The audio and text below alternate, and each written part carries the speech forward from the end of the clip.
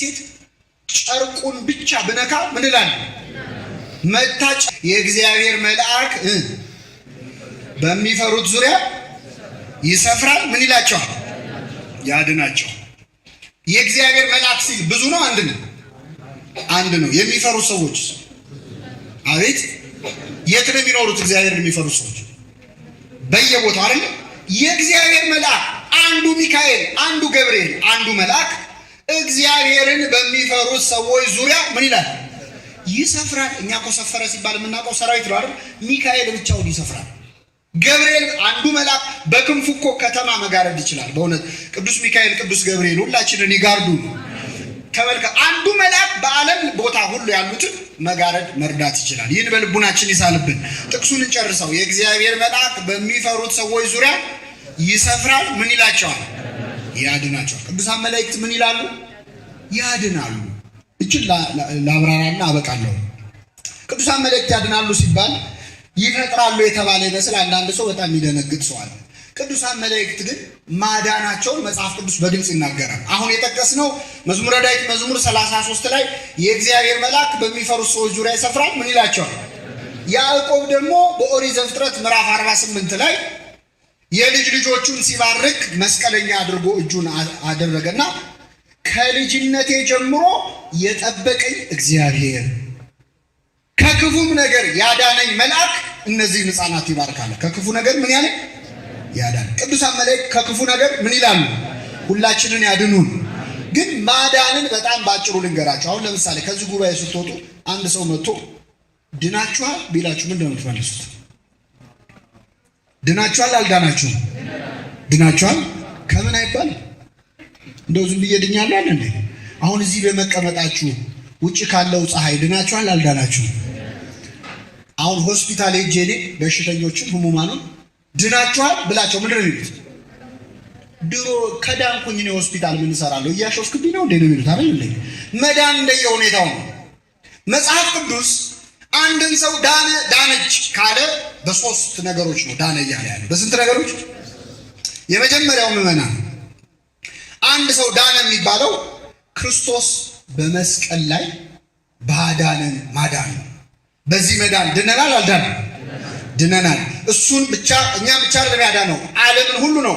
በዚህ የተነሳ ስንጠራው መድኃኔ የዓለም መድኃኒት ነው። በዚህ መዳን ያልዳነ ሰው የለም። ያላመነ ሊኖር ይችላል። ፀሐይ ትወጣለች የማይሞቃት አለ አይደል? ክርስቶስ ሁሉን አድኗል የማያምንበት አለ። ግን ያዳነው ማንን ነው? ዓለምን ሁሉ ነው። በዚህ መዳን ድናችኋል አልዳናችሁ? ከምንድን ያዳነን ክርስቶስ? በአዳም ላይ ከተፈረደው ፍርድ መርገም፣ በርደተ መቃብር ላይ ርደተ ሲኦል፣ በሞተ ስጋ ላይ ሞተ ነፍስ ተፈርዶብን ነበር።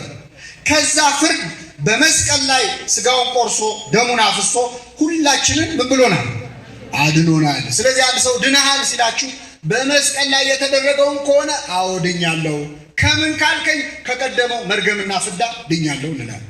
ግን ክርስቶስ እዚህ ላይ መጠንቀቅ ያለባቸው አንዳንድ ሰዎች ክርስቶስ መስቀል ላይ የሞተው አሁን የፈለግነውን ኃጢአት ብንሰራ ችግር የለውም ሊል የሚመስላቸው ሰዎች ተከፍሎልሃል፣ ሞቶልሃል፣ አሁን ምንም ኃጢአት ብትሰራ ምንም ችግር የለውም። ክብር ይግባውና ክርስቶስ እኛ የፈለግነውን ኃጢአት እንድንሰራ ነው እንደ ሞተው አይደለም። የከፈለው ስላለፈው ነው። ለሚመጣውስ ቅዱስ ጳውሎስ እንዲህ ይላል፣ የየራሳችሁን መዳን እችን ጥቅስ ይዛችሁ ሂዱ። የራሳችሁን መዳን በሉ እስኪ በፍርሃትና በመንቀጥቀጥ ፈጽሙ። ምን በሉ? መዳናችንን በመስቀል ላይ ካለፈው አድኖን ጀምሮልናል። የቀረውን ደግሞ በፍርሃትና በመንቀጥቀጥ ፈጽሙ ተብሏል። ስለዚህ ክርስቶስ ካለፈው አድኖናል። ሁለተኛ መጽሐፍ ቅዱስ ዳነች ካለ ሁለተኛው ከበሽታ ከደዌ ከችግር በመጽሐፍ ቅዱስ ላይ በዚህ መዳንስ ድናችኋል አልዳናችሁ? የታመመ የዳነ ድኛለሁ ይበል፣ ያልዳነ ድናለሁ ብዬ ተስፋ አድርጋለሁ ይበል፣ ደግሞ ያላመመው መቻመመኝና ይበል። ይለያያል አይደል? ግን እኛ ዳንም አልዳንም እግዚአብሔር ማዳን ይችላል አይችልም? ይችላል። በማንኛውም መንገድ ብንድን የሚያድነን ማን ነው? እግዚአብሔር። ኃይል የእግዚአብሔር ነው ማዳን የሚል መዝሙር ታውቃላችሁ አይደል? ብዙ ጊዜኛ ፖሊስ ስናይ ነው የሚታየን እሱ መዝሙር። ምን እንደሆነ አላውቅም። ኃይል የእግዚአብሔር ነው ማዳን የእግዚአብሔር። በየትኛውም መንገድ ብንድን ግን የሚያድነን ማን ነው? በጠበል ያድናል እግዚአብሔር፣ ያለ ጠበል ያድናል፣ በጥቂቱ ያድናል፣ በብዙ ያድናል። ታስታውሳላችሁ? ያቺ ሴት ጨርቁን ብቻ ብነካ ምን እላለሁ? መታ ጨርቁን ነካች፣ ደሟ ምን አለ? ቀጣለ። ክርስቶስ ምን አለ? አንቺ ሴት እምነትሽ ከምንድን ነው ያዳናት? ትጸድቂያለሽ አይደለም ያለው? ደም ይፈስሽ ነበር፣ እድናለሁ ብለሽ ያመንሽው እምነት ከሚፈስሽ ደም ምን ብሎሻል? አድኖሻል። እቺን ሴት ትንሽ ማድነቅ አለብን። ምኑን ነክታ ሄዳነች? ጨርቁን ብነካ። ሰው እንደ እምነቱ ያድነዋል እግዚአብሔር። አንዳንድ ሰው ጨርቁን ብነካ ይበቃኛል የሚል ሰው አለ። አንዳንድ ሰው ደግሞ አይኔ ነክቼ አይበቃኝ እሱ ይንካኝ እንጂ የሚል ሰው አለ። አንዳንድ ያው ጠበል ሲቀዳላቸው ሙላው እንጂ ምን ያሰስታል የሚሉ ሰዎችን አሉ። በብዙ የሚያድንም ይመስላል። አንዳንድ ሰው ትንሽ ጠበል ፉት ካልክ ያድነኛል የሚያምን ሰው አለ። አንዳንድ ሰው ደግሞ በጀሪካን ሞልቶ ፀሐይ የሞቀ እስከ ግማሽ ቀን ሲጠጣ ንቅ ሊያደርግልኛል የሚል ሰው አለ። የለም በብዙም በጥቂትም ግን የሚያድነን ማን ነው? በጥቂት ወይም በብዙ ማዳን ለእግዚአብሔር አይቸግረውም ይላል። እንደየእምነታችን እቺ ሴት ጨርቁን ብነካ ድናለሁ አለች። ሌሎች ደግሞ ቢነካኝ ድናለሁ ያሉ አሉ። ከዚህ የበለጠ ደግሞ እሱም አይንካኝ እኔም አልነካውም፣ ቃል ብቻ ተናገር ልጄ ይድናል፣ ጌታ ሆይ እንዳትነካኝ እንዳትመጣብኝ ጭራሽ እዚያ ሆነ ተናገር። በእውነት ይህንን እምነት እግዚአብሔር ያድለን። እንደየእምነት ደረጃችን ግን የሚያድነን ማን ነው? በጠበል ይድናል አንድ ሰው፣ ያለ ጠበል ይድናል። አንዳንድ ሰው ጠበል ካልተጠመቅኩኝ በሌላ መንገድ አልድንም ብሎ ከልኩ ጠበል አምኖ ሚድናል። በጠበል እንድን ያለ ጠበል እንድን የሚያድነን ማን ነው? እስቲ አንድ ምሳሌ ተመልከቱ። 38 ዓመት ሙሉ የታመመ ሰው አልነበር? ያ በሽተኛ አስታውሳችሁ፣ ክርስቶስ መጣና ልትድን ትወዳለህ አለው። አይ ወደ ጠበሉ የሚከተኝ ሰው ስለሌለ ሰው የለኝም እንጂ እሱስ ብድን አልጠላም ነበር፣ ሌላው ቀድሞኝ እየዳነ ነው ብሎ ብሶቱን አወራ። መዳን ትፈልጋለህ ማለት ነው፣ ስለዚህ ተነሳና አልጋህን ተሸክመህ ሂድ ብሎ ፈወሰ። ይሄ ሰው የዳነው በጠበል ያለ ጠበል? መልሱልኝ። ያለ ጠበል 38 ዓመት ቁጭ ብሎ የጠበቀው ምን ሊያደርግ ነው? አይኗን እያየ ጸበሏን ነበር የሚጠብቀው። ያለ ጠበል አዳነው። ምን ማለቱ መሰላችሁ? ክርስቶስ በጠበልም ያለ ጠበልም ማዳን ይችላል። አሁን ይሄ ሰውዬ ጠበሉስ መክሮ ቢያድነው ኖሮ እንዴ መዳን ይነሰኝ እንዴ 38 ዓመት ሙሉ እኮ ነው ወረፋ የጠበቅኩት ሲያንሰኝ ነው ይል ነበር አይደለም? ስለዚህ እግዚአብሔር ከዚያች ጠበል ውጪ ማዳን የማይችል እንዳይመስለው ይሄ ሰውዬ ክርስቶስ ያለ ጠበል አዳነ። ይህን ስናገር ደግሞ ጠበል መጠመቅ የማትወዱ ሰዎች ካላችሁ ደስ ይላችኋል አይደል? እኮ የዛሬው አስተማሪ ጥሩ ነው የተናገረው አልጠመቅም እንዳትሉ ደግሞ እዛው ዮሐንስ ወንጌል ምዕራፍ 9 ላይ የዚህ ተቃራኒ የሆነ ታሪክ ልንገራችሁ። አይነ ስውር ሆኖ የተወለደ ሰው ትዝ ይላችኋል? እውር ብቻ አልነበረም፣ ግንባር ብቻ ሆኖ ነው የተፈጠረው። የአይን ስፍራ ራሱ አልነበረው። ክርስቶስ መጣና ምራቁን እንትፍ አለ መሬት ላይ። ሶርያዊው ሊቅ አባታችን ቅዱስ ኤፍሬም ምን ይላል? ጌታ ሆይ የዕውሩን አይን ባበራህ ጊዜ ላድነው ነው ብለህ ፊቱ ላይ አልተፋህበትም። የተፋኸው ምን ላይ ነው? መሬት ላይ ነው። ጌታ ሆይ በእኔ ላይ ግን በፊቴ ላይ እንትፍ በልብኝ፣ በፈቃድ ያጠፋሁትን አይኔን በፈቃድ አብራልኝ ይላል። ለሁላችን ያብራልን። ክርስቶስ እንትፍ ብሎ አይን ሰርቶ ሂድና በሰሊሆም መጠመቂያ ምን በላል? ክርስቶስ ጠበል ተጠመቁ ይላል። አያችሁ? አይገርማችሁ? ራሱ ክርስቶስ አግኝቶት ሄደህ ተጠመቅ አለው። አሁን አይነ ስውር ገደል ሂድ ይባላል? ጠበል ባያስፈልግ ኖሮ ክርስቶስ ግን ሂድና ተጠመቅ አለው።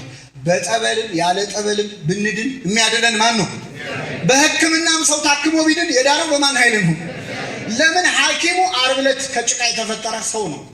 ሐኪሙ የሚሰጥ ኪኒን ደግሞ ማክሰኞ ዕለት ከተፈጠረ ቅጠል የተገኘ ነው። የሁለቱም ፈጣሪ ማን ነው? ስለዚህ እግዚአብሔር ነው ያለው። ሁለተኛ ዳነ የሚባለው ነው። ሶስተኛ አንድ ሰው ዳነ የሚባለው ወደ መንግስተ ሰማያት ሲገባ ነው። ዕብራውያን ምዕራፍ 1 ከቁጥር 14 ላይ ሁሉ መዳንን ይወርሱ ዘንድ ይላል። ሁሉ መዳንን ምን ይሉ ዘንድ? መንግስተ ሰማያት ገባ ማለት አንድ ሰው ዳነ ይባላል። በዚህስ መዳን ድናችኋል አልዳናችሁ? መንግስተ ሰማያት ገብታችኋል እንዴ? ምን አለፋኝ ታዲያ ልሂዳ። ቤተ ክርስቲያን መንግስተ ሰማያት አይደል? አምሳሊተ ኢየሩሳሌም ሰማያዊት ነች አይደል? መንግስተ ሰማያት አልገባንም። እንገባለን ብለን ግን እንኳን እዚህ ሆናችሁ ቀርቶ አንዳንድ ሰው እዚህ ሆኖ ጸድቅ ያለው የሚል ሰው አለ።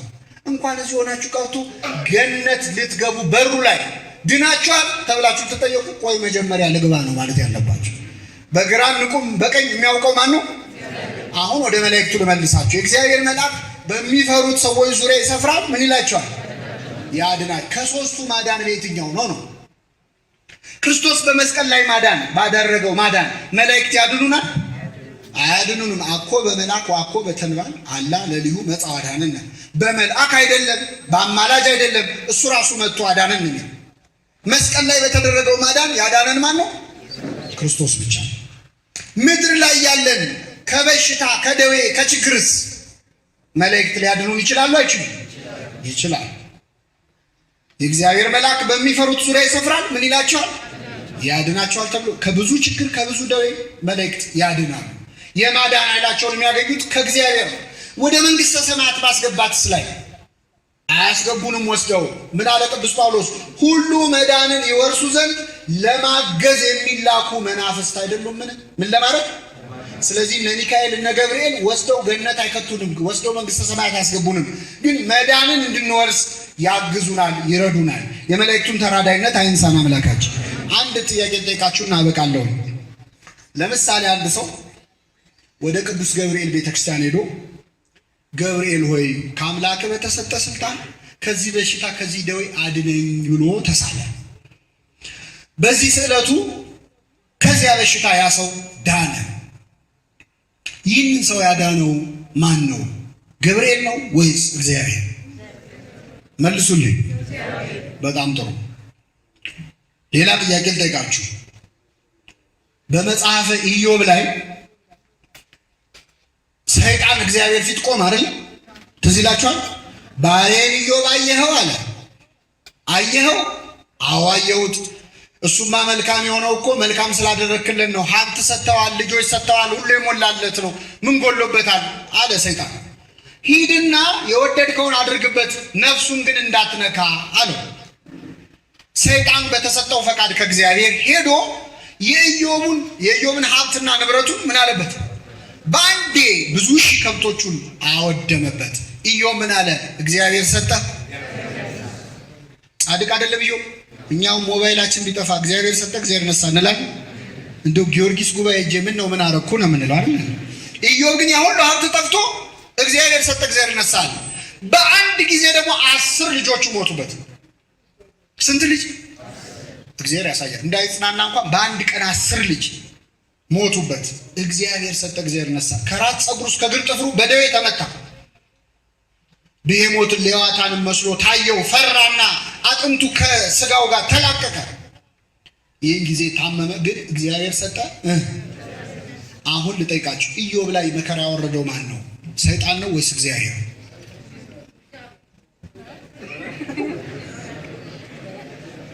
ኢዮብ ላይ መከራ ያወረደበት ማን ነው? ሰይጣን ነው። አሁን ራሳችሁን ታዘቡት። እንግዲህ ልብ አድርጉ። ቅድም አንድ ሰው ቅዱስ ገብርኤል ቤተክርስቲያን ሄዶ አድነኝ ብሎ አማልደኝ ብሎ ጸለየ አይደለ? ከዚያ በሽታ ዳነ። ያዳነው ገብርኤል ነው ወይስ እግዚአብሔር ነው ስላችሁ ማን አላችሁ? እግዚአብሔር አላችሁ። ኢዮብ ላይ መከራ ያወረደው ማን ነው? እግዚአብሔር ነው ወይስ ሰይጣን ነው ስላችሁ ማን አላችሁ? ሰይጣን አላችሁ። ለሰይጣን ኢዮብ ላይ ክፉ እንዲያደርግ ለገብርኤል መጥቶ እንዲያድን ፈቃድ ሰጪው ማን ነው? ማን ነው? እግዚአብሔር። ኢዮብ ላይ መጥቶ መከራ ያወረደው ማን ነው ስላችሁ ማን አላችሁ? ሰይጣን ካላችሁ ይህን በሽተኛ መጥቶ ያዳነው ማን ነው ሲባል ገብርኤል ለማለት መቸገር የለበትም። ቅዱስ ገብርኤል ስሙ እንዲጠራ ሰይጣን አይሆንም መቼስ። በመላእክቱ አድሮ በጎ የሚሰራው ማን ነው? እግዚአብሔር ነው። እግዚአብሔር በመላእክቱ ያድናል። ያለ መላእክቱስ ማዳን ይችላል አይችልም? መላእክት ግን ያለ እግዚአብሔር ማዳን ይችላሉ? አይችልም። መዳን በሌላ በማንም የለም እንድንበት ዘንድ የተሰጠን ስም ኢየሱስ ክርስቶስ የሚለው ስም ነው ይላል ቅዱስ ጴጥሮስ። አንዳንድ ሰዎች ለመላእክት አለማዳን ይጠቅሱታል።